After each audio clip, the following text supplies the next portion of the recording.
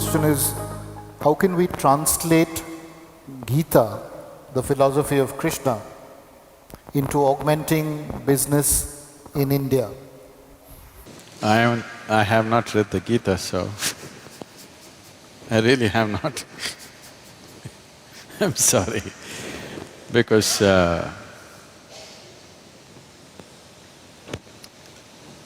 for me,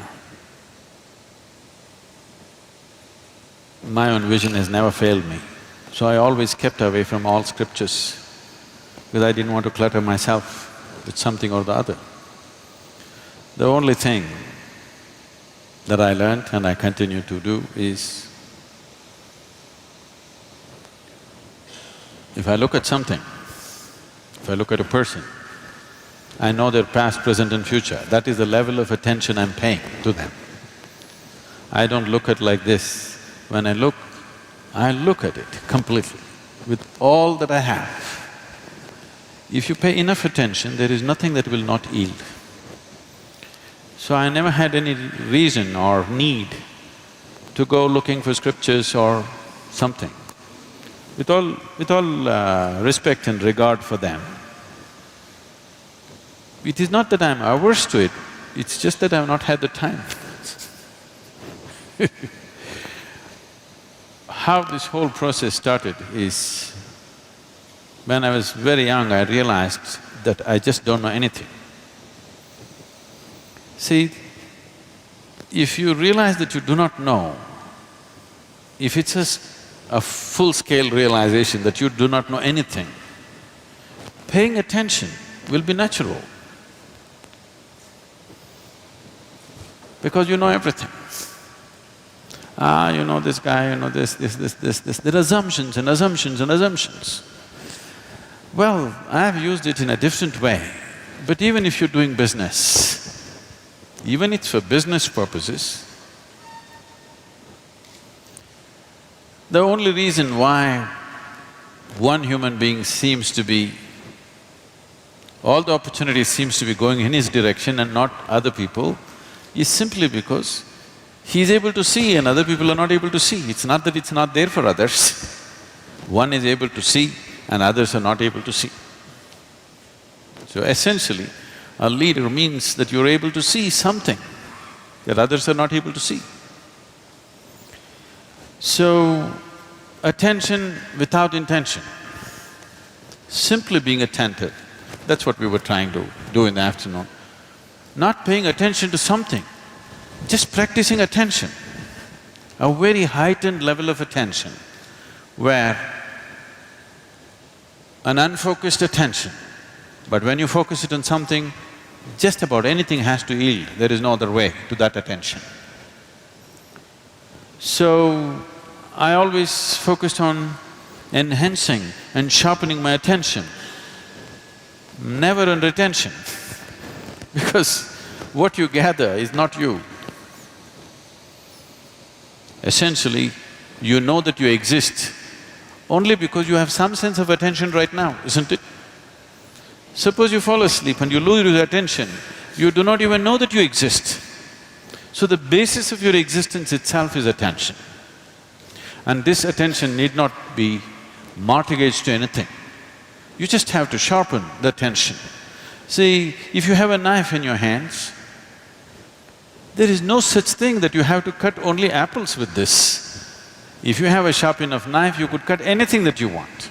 But the important thing is the knife is sharp enough, so that your attention is keen enough, not for something or the other. If your attention has become very keen, if you wish to do a certain type of activity, you can successfully do it. I think I must say something about my own enterprises at one time. My enterprise started when I was 8 years of age. Because of a strange kind of pride in me, I never ever took a single rupee as a pocket money from my parents. I started making money when I was 6, 7 years of age. By 8, I was quite an accomplished entrepreneur. Simple things. Even today I'm known in Mysore because I caught snakes in everybody's houses. If I caught a snake, they gave me 25 rupees. In 1960s, 25 rupees is $1 million for a 7-year-old, 8-year-old kid. I was just on top of the world. So, there is a Food Research Institute, CFTRI. Every Saturday afternoon I went there, I caught 4 or 5 snakes. They measured it. I have to show it to like this. If it's over 3 feet, I get 50 rupees. Less than 3 feet, I get 25 rupees. On an afternoon, I would make 100, 150 rupees. I don't know if you can imagine, 150 rupees for an 8, 10-year-old kid in 1960s or 70s was like $1 million today. It was big. And I went to so many things, just about anything that came my way.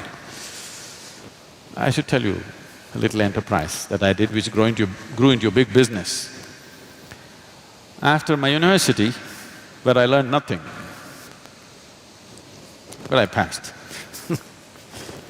The only thing was, by then I had crisscrossed India on my motorcycle, and I suddenly realized when I went to the borders of India, they asked me for something other than my driving license. I did not even know that there was a passport. See, it's not like today.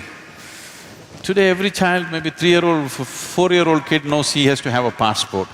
I'm in my 20s, but I do not know that I need a passport. I went to the border and then they said, "Where is your passport?" I said, "What? I have a driving license." They said, "No, you need a passport." Then I turned back from Nepal border and came back on my motorcycle. So my only dream was, I'm going to just ride across the world. So I wanted to do something, I started kind of farming, commercial farming. I was making money. I thought I will do for 2 years and leave. But in the meantime, my entrepreneurship took off in so many different ways. Like this I went about. And then there was an industry coming up close by, they wanted to build a water treatment plant. I happened to know the person who was running the industry. I just went there and I wanted to meet him. I was sitting in his office, they were discussing something about a water treatment plant.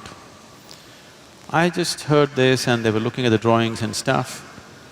Then I asked him, "Can I apply? Can I do this? Because it is close to my farm, can I do this?" He said, "No, this is very complex, there are some experts from Mumbai and Bangalore who will come and do it, you cannot do it." I said, "Give me a chance, let me see." I took the file from him. I went and read through everything. Then I went back to him after 3 days and said, "I can do this." He said, "Don't you do this, you're my friend. I don't want to do this." "No, just let me give a, the tender."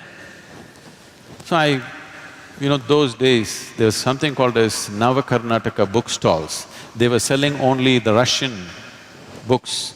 You used to get big literature books, you can get Lev Tolstoy's War and Peace for 2 rupees and engineering books for 1 rupee, 2 rupees, all hardbound books. I bought 10 books about water treatment plant, sat down in my farm and poured through this day and night. I made my own new design. I went there and I gave a tender for 1.76 lakhs. Mind you, this is 70s. And the closest tender was 32 lakhs. The highest tender was over 60 lakhs. He looked at this and said, "You are funny. You're not going to do this." I said, "No, I can do it." He said, "No way you can do it. Look at this, the nearest tender is 32 lakhs and you're saying 1.76 lakhs. How will you do it?" I said, "Give me 1 more day." I went back again and poured through the books. I said, "I'll do it." Then he said, "It's 90 days, you must finish this and it must work. If it doesn't work, at your own cost, you must remove it, clean the site and go, and I will not give you a rupee of advance." I again went and poured through the books. I said, "I can do it." I completed this in a little over 70 days. I did this in 90,000+ rupees. In one shot, I made 80,000 rupees, just like that. People thought this is a hit. There my construction industry started.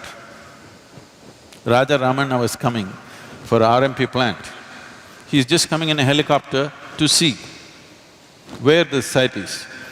There is no anybody there. I just went and met this engineer, he was breaking his head, "I don't know what to do, I have to mark the site." I said, "I've got pegs and white cloth. I will just go and mark the site for you." I marked it, they paid me 38,000 rupees for a 15-minute job. I went on my motorcycle and just fixed it myself.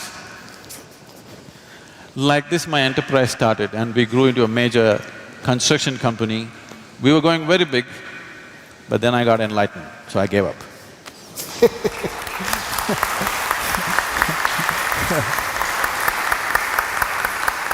Thank you Sadhguru for sharing that story. Thank you, Professor. We kind of absolutely run out of time, otherwise we could have continued for another half an hour at least. Thank you for being an attentive audience.